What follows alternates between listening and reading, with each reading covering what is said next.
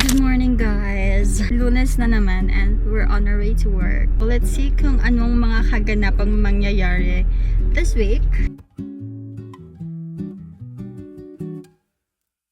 So we're on our way to Cargo para mag-lunch. Andun na yung mga badeng. Late kami kasi nga we're so busy. Hindi na namin namalayan yung oras. So hahabol na lang kami. Yan sinasabi ko. Hindi porket nag-vlog ako. Charot.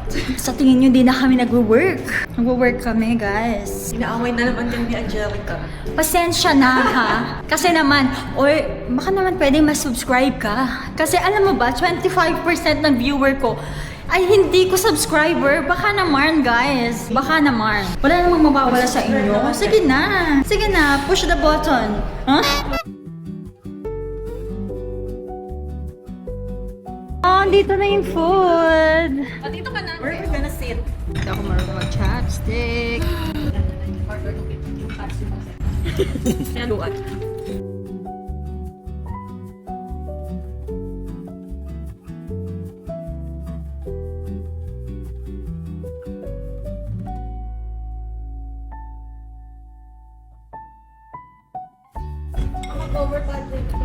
It's okay. Happy birthday to you. Happy birthday to you. Birthday, dear Edmar. Happy birthday to you. Wala kasi akong sweet tooth. So, hindi talaga ako mahilig sa mga matatamis. I don't know why. Let's try their creme brulee. Ito hindi matamis, mapait-pait. Mga ano, 6 out of 10. Try naman natin ang kanilang vanilla ice cream. Ice cream. Uy, natikman mo na to? Sarap. 6, 7. 8 out of 10. Try naman natin ang lava cake. Mainit na.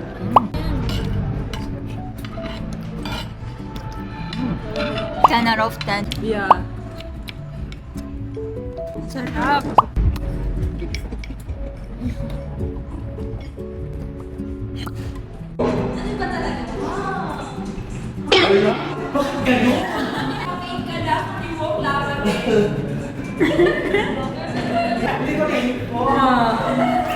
yung dalawa. Wala man naka-post-post. Ano ba yan? Wow!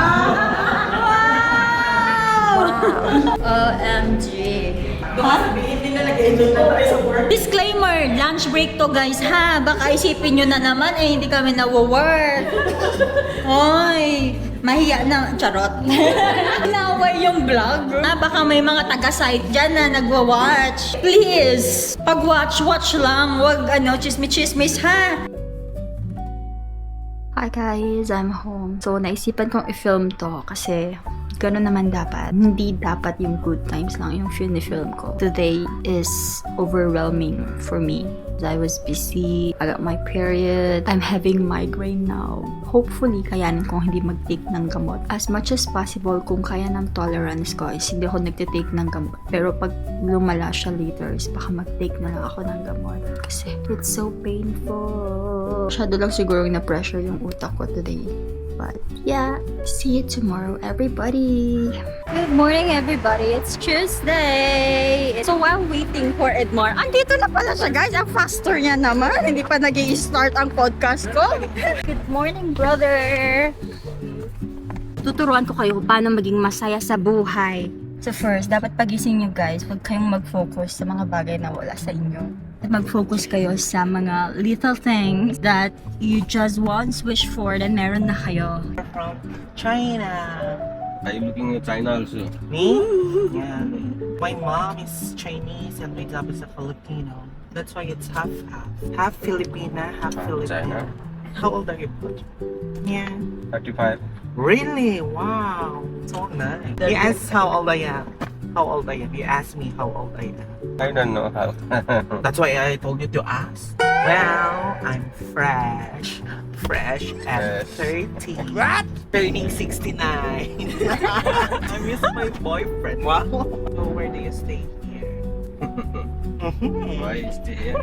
Yeah, I'm so giving. I'm so giving. You like it, brother? Oh. You like it, brother? Yun na nga ang sinasabi ko, guys. Para maging masaya kayo sa buhay every time. Pag gigising kayo sa umaga, kailangan yung mag-focus sa mga good things in life. Kasi pag gising mo sa umaga is kino-compare mo na yung life mo sa ibang tao, ganyan, or nagfo-focus ka na sa mga bagay na wala ka, talagang hindi ka magiging masaya. Life is not a race. Hindi mo pwedeng i-compare yung buhay mo sa iba. Kasi nga, yung ibang tao, nandun na sila sa ganong stage kasi marami na rin silang pinagdaanan. Madami na rin binato si Lord na struggle sa kanila. Kung i-compare mo yung self mo sa iba, kailangan mo rin i-compare ano yung ginagawa niya na hindi mo ginagawa. Hindi rin pwedeng compare ka lang ng compare. Kailangan mo rin i-push yung sarili mo. Ano ba yung ginagawa mo para ma-change yung life mo? Hindi naman pwedeng reklamo ka ng reklamo sa buhay pero nandyan ka, nakahilata ka lang, wala ka namang ginagawa para mabago yung life mo, wala kang ginagawa para maging productive. Hindi naman pwedeng pray ka lang ng pray kay Lord tapos wala kang ginagawa. Sabi nga nila, do your best and God will do the rest. Alam niyo ba kung ano yung kinailangan kong i-risk para makarating ako sa kung saan man ako ngayon? I had to take a risk. Kailangan kong mag-sacrifice para lang sa buhay na meron ako. That risk and sacrifice is for another video na lang. Pag pinento ko dito, baka maging 30 minutes yung video na to, sis. But yeah, it was not easy. Naranasan ko yung point na naghahanap ako ng trabaho dito, wala akong pamasahe, nabubuhay lang ako sa yogurt na tig 2 dirhams kasi wala akong pangkain. I've been there, guys. Marami mo nang hirap yung pinagdaanan ko bago ako makarating sa point ng life ko na to. Pag gising nyo sa umaga, mag-thank you kayo kay Lord sa mga bagay na meron kayo. Hindi pag gising nyo pa lang, chismis na ang ginagawa nyo. Buhay na ng ibang tao ang pinag-uusapan nyo. Life is so short, tapos mag-focus ka pa sa buhay ng ibang tao na parang wala kang sariling buhay. Kaya hindi ka masaya kasi ganyan. Naway mo na naman yung vlog na to. Sa birthday ni Kuya Jo is mag-IKEA. One day event. Bowling. Saan ang lunch, Kuya? Off the hook. Kung may off the hook doon. Oh, off the hook. Saan ang dinner? Kung saan nyo gusto. Oh, shit. Burj Khalifa. May afternoon pa, di ba? Oh, hanggang midnight snack to, ah. Basta Sabado. Recorded. Nandito ulit ako sa Miniso para bumili ng pilik mata. Kaso wala na kasi yung hinahanap ko, guys, yung usual na binibili ko. Kasi yung eyelashes nila dito ngayon, yung walang glue. Kailangan kong maglagay pa ng glue. Ayoko kasi yun. Kasi masyadong matagal siya. Gusto ko yung everyday natatanggal ko siya, nadidispose ko siya, gano'n. Gusto ko pag nag-wash ako ng face sa gabi is nahihilamusan ko talaga siyang gano'n. Wala tayong pilik mata for today's video. Ang buhay ng isang babae. Babaeng marangal. Ang cute din ito, oh. Tingnan mo parang angel-angel lang. Diba? Pag gusto mong lamas-lamasin yung mukha ng kaaway mo, dito ka mag-practice. Oh, kasi ang tagal niyang bumalik. Hi guys, I wanna go home. I wanna get rich. How to get rich? Find the sugar daddy. Yeah, this is nice, Sarah. Come on the side. You're also wearing. Let's take a selfie with the people that we don't know. Hi guys. So we're on our way home, and we're stopped here. Oh, this is Erickson, by the way, Guys. and that's Sarah, Ow. and that's Nino and Mardoko. I wish I have the guts to do this. I would love to do this. No, I can even buy subscribers. it's actually not as easy like how you get followers in Facebook. Yes, I think this is nice. It's just you need to have the right, which somehow it will cost you most of it. Yeah. Like this is very nice. And you need to invest whenever you want to do a content. Yes, I have like some of the questions that I'll give also. And I'm excited. I'm gonna get drunk. I'm gonna answer all the questions. I'll do everything. Maybe it will take 2 more weeks because Yes. B is not yet settled. Hello everyone! It's Wednesday. Papasok na tayo na naman. So yesterday we were talking about how to be happy in life. Gusto kong matakal yun this week. Kung paano nga ba maging masaya sa buhay, ganyan. Ako mismo at this moment, I'm not successful yet in life. Madami pa akong gustong ma-achieve. Madami pa akong kailangang aralin. Madami pa akong kailangang matutunan. When you say successful kasi, it depends on what the success means to you. Most of us kasi, Akala natin pag madami kang pera, successful ka na. Akala ng iba pag mayaman ka, is successful ka na. But that is subjective talaga. For me, dati kasi yun ang pagkakaalam ko na pag madami kang pera, is successful ka na. But habang tumatanda ako, na-realize ko na no pala, hindi pala ganun ang ibig sabihin ng success. Because what is money when you're not happy, right? Anyways, I'm gonna discuss further pagdating ko sa office. Okay, so dito na naman ako sa NYX and uy, ba't naman ganito? Ubus na. 58, 3 pieces. I-try nga natin i-open kasi hindi ko kasi makita yung... Dali. Oy, ice cream tayo, dali. Tara na. Uy! Ililibre kami ni Kuya Joe ng ice cream and fries. Thank you, Kuya Joe.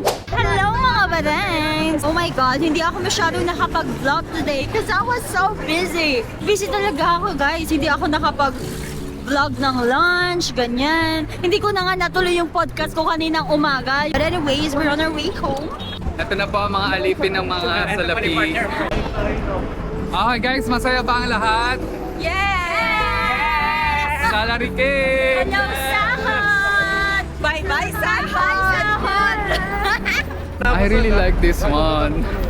Pili ko na rin, mag-start ka na rin. I mean, Yes. like, it doesn't matter kung may manood o wala. At least you can, nado-document mo yung life mo. Ang ganda oh. We would have our vlog and it's a podcast kung paano kami inalila ng UAE. De joke lang. Good morning, everyone. It's Thursday and we're on our way to work. Friday na bukas. That's my favorite day. So we're going to eat breakfast. Egg sandwich. Itutuloy na natin yung podcast natin about success. Success is subjective. Meron tayong iba't ibang meaning ng success. Kasi maybe sa ibang tao, achievement means success to them. So whenever they reach goals that they work hard for, feeling nila successful na sila. And that's the meaning of success for them. And there's nothing wrong about that. Kasi ganun talaga, iba-iba tayo ng goal sa buhay. Sa iba, pwedeng yung happiness means success na rin sa kanila when they live a life that brings them joy and satisfaction. For others, maybe success means growth for them when they become wiser, more skilled, or more resilient than they were yesterday. Sa akin kasi now, balance means success. Yung meron kang enough time and happiness sa relationship, sa family, sa work, sa career mo. That means successful to me. Doon mo malalaman na sumakses ka na sa buhay. Alam mo yun? Yung babae.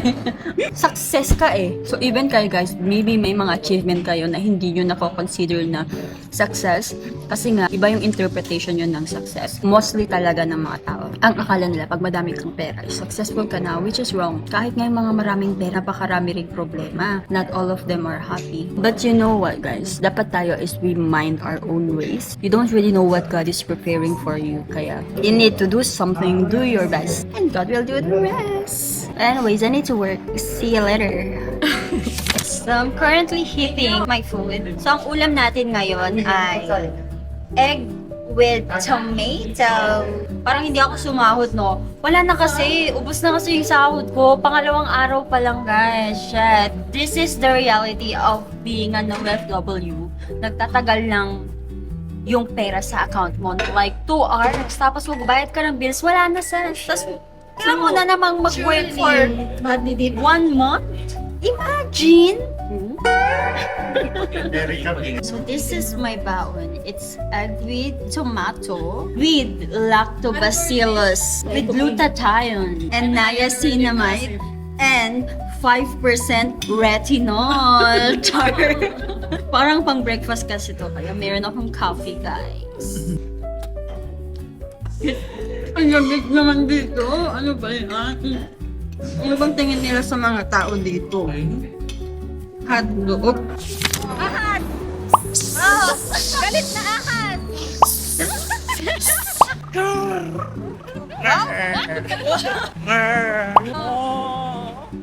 More! More!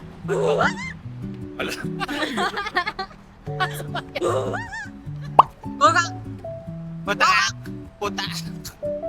Putak ko! Alam namin, Sens.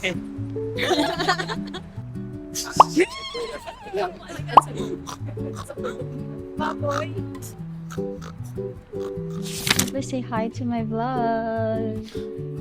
Don't miss that. What?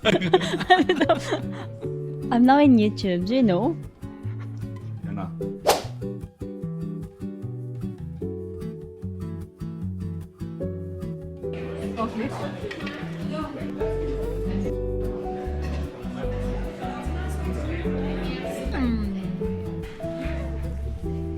Guys, Amal is living. Hello guys! So we're on our way to Cargo. Mag-happy-happy na naman kami. I-chismis nyo kami guys! Sige na! Enjoy lang. Guys, ano kasi, paalis na kasi yung amo namin. Farewell, get together, ganyan. Pero next week pa naman siya aalis. But yeah, andun na yung mga ka-work namin. So, yeah, we're on our way there.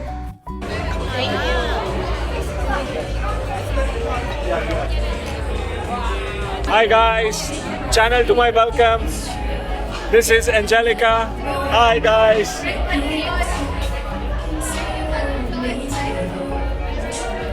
Josheng.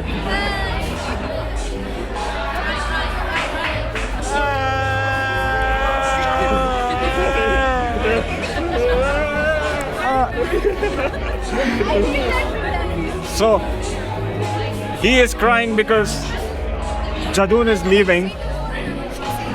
That's why. Follow for more stories. Drink. Otherwise.